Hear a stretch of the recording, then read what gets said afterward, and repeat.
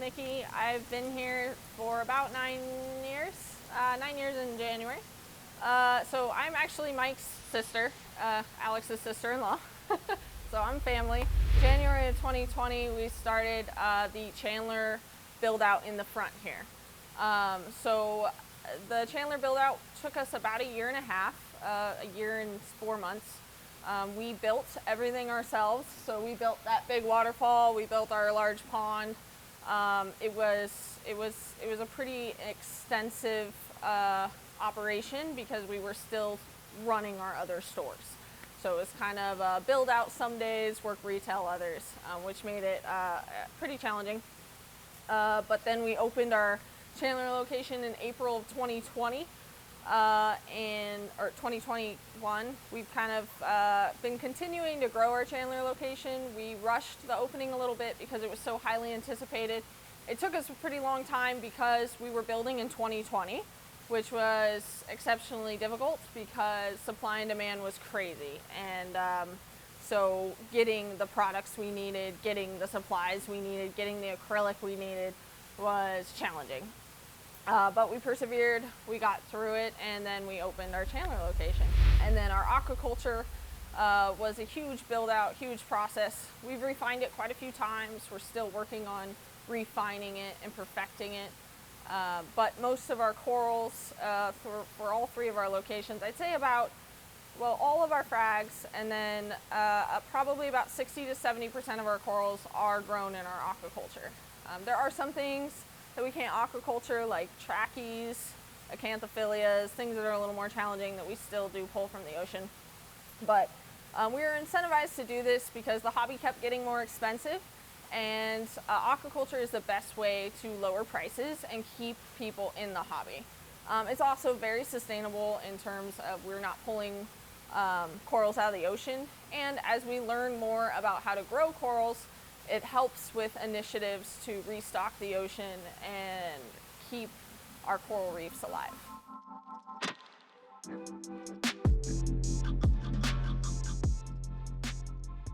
So when we first receive all the corals, we do 2 separate types of dips depending on what the coral is and how much it can handle. So we do a hyposalinic dip, and then we also do a dip with Melifix and Coral MD. And then from there, we put them in what we call our transient tank. Our transient tank holds corals for about 3 months before they are added to any aquaculture system. And then the transient tank, before we pull them out of there, obviously we inspect for pests. We have a lot of animals that help us with pests, foxface, copperband, things like that. And then we also cut things clean. So a big part of avoiding pests in any aquarium is trying to cut off any rock or anything other than the actual coral itself. That's really vital. So we cut them extremely clean. And then from there, we just heavily monitor our systems and inspect them and dip. So we actually have 2 different systems they go through kind of before they end up in the main aquaculture. So there's a transient that they sit in. Then they sit in another one, which we believe to be mostly clean, but they are still our newer corals. And then once a coral has aged for a while in there and grown out, we usually cut it, and then we start new grow out disc and, in our final tank.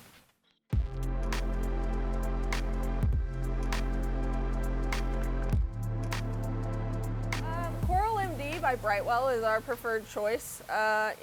It's a good dip. A lot of people mistakenly use iodine dips. Iodine is pretty hard on a lot of corals. It will kill certain ones. And it's really meant to be more of a disinfectant. Coral MD, I can't say I know exactly what it is, but it's a form of like tea tree oils. It's a blend, of course, Brightwell knows exactly what it is. But it specifically targets invertebrates. And invertebrates are typically the things that are going to eat coral. So there's a lot of different types. Some of them it full on kills, other ones it simply stuns. So a very important process with dipping is that you gently blow on the coral while it's being dipped with a turkey baster. Because some invertebrates are only stunned, and so you have to blow them off. But this is a dip that's not going to harm your corals and not going to set them back or make them lose color.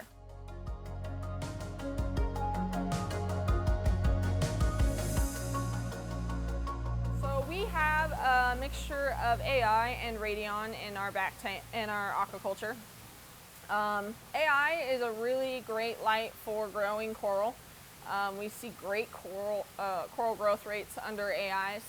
They're also a good middle ground. They're a little more economical than the radions. That being said, radions do have a exceptional strength in color. They provide some of the most color diverse corals, and so of course everybody wants a combination of those two.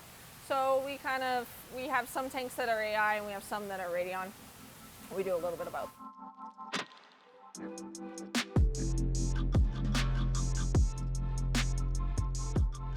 We range quite a bit with our freshwater. We're a little bit more focused in planted and nano tanks. That being said, we do have our predators and our cichlids, which we enjoy.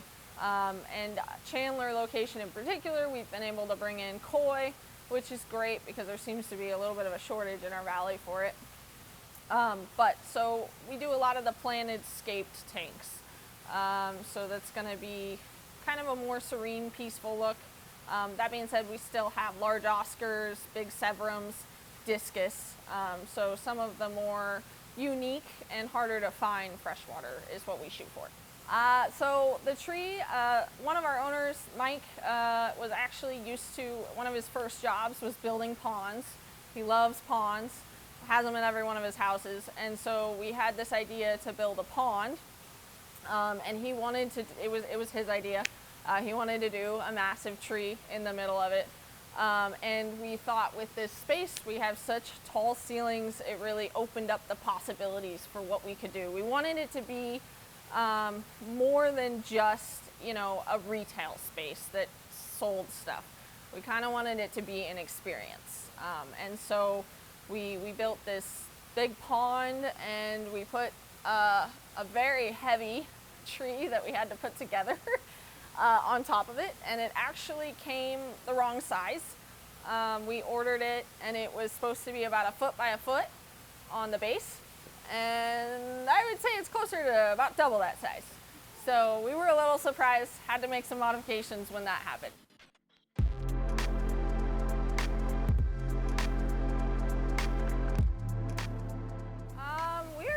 Huge range on saltwater fish. It's actually why we have such a big range on our show tanks. We have nano fish like sexy shrimp, yashahashi gobies, little pistol shrimp, neon cleaner wrasses, and then we also have big predators, rhinopos, groupers, lionfish, and then we have of course the more normal tangs, anthias, reef friendly fish. So we're really a huge range. We made the store so large so that we could have great selection of fish for everyone.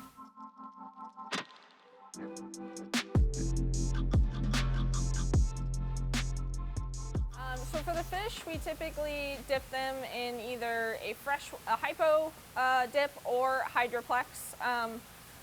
Kind of depends. Wrasses don't really handle fresh water well, so some things go straight into hypo. Some of them go into freshwater first. A lot of the tangs, really heavily ick-prone stuff, we like to get in freshwater.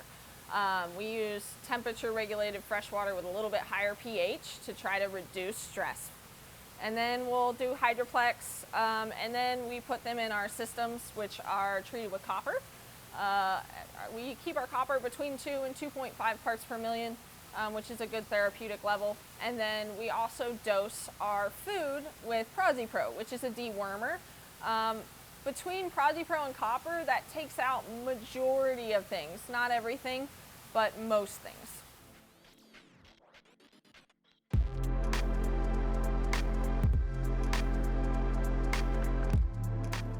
So I do believe in water changes. I think that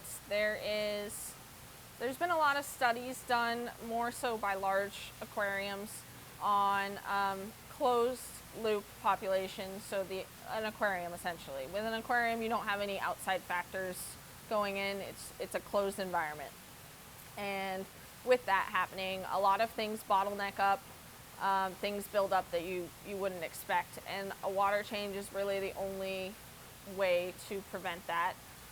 It also people mostly bring up trace elements when it comes to water changes.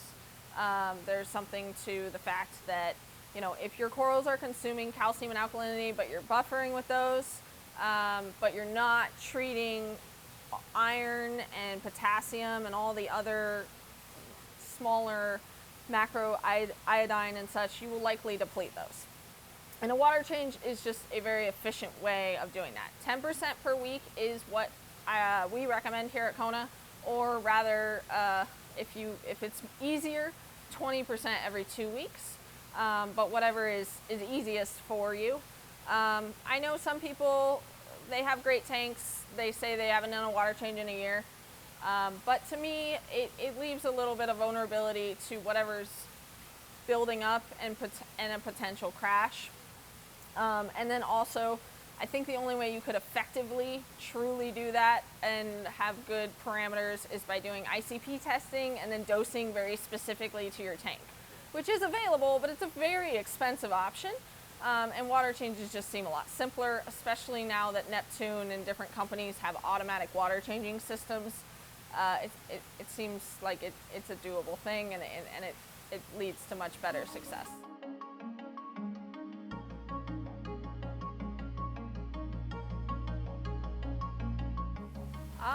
I would say the biggest thing is consistency. Figure out a routine and do not fail with it. So if you're gonna, that's why I often tell people, if you don't want to do weekly water changes, do bi-weekly, but don't miss. If you're gonna start feeding your corals, be consistent about it. Be ritualistic. Reefs are, especially if you look at them on a micro level, they will literally tune in with the ocean. So your corals, part of the reason they eat so well in the evenings is because that's when zooplankton naturally comes out, and they're trained to do that. Now you can train them to eat at different times. It's more natural, automatic for them to eat in the evenings. But the point is if you can train coral, if you're really consistent with your reef, you will have success. There's a lot of different methods out there, and you can almost always find somebody with a successful story with their method, and that's awesome.